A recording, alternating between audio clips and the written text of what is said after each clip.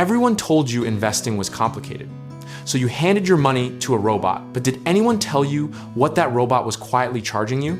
Welcome to the age of robo-advisors, where convenience is the product and you might just be the price.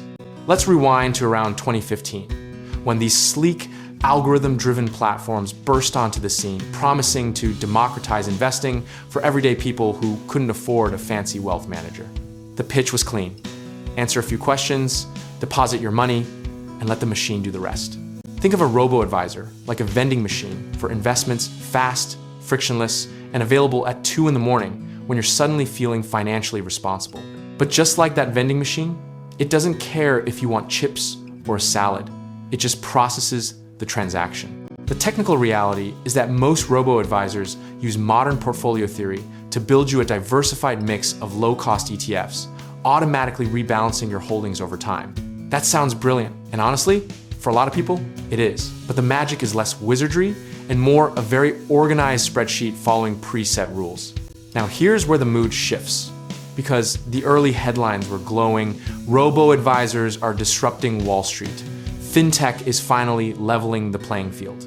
Fast forward to today, and the conversation has gotten quieter, more complicated, and a little more honest about the trade-offs. The cost question is where things get genuinely interesting, because platforms like Betterment or Wealthfront charge around 25 basis points annually, which sounds tiny until you realize that over 30 years, that quiet little fee can silently consume tens of thousands of dollars of your compounded returns.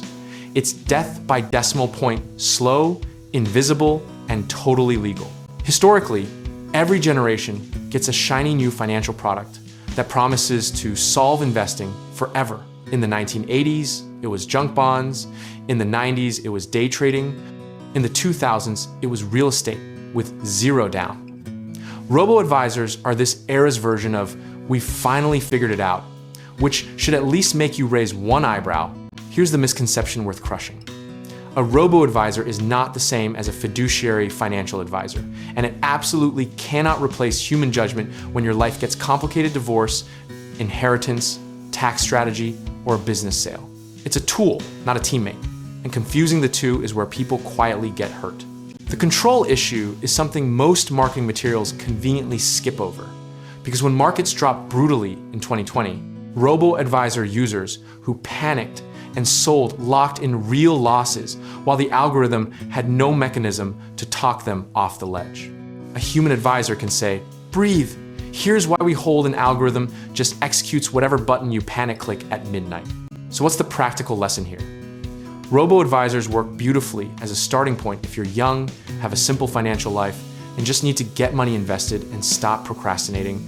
A low-cost robo-platform beats doing nothing by a country mile. But as your net worth and complexity grow, treating it as your entire strategy is like using a bicycle to win a highway race. The disciplined move is to use these tools with clear eyes.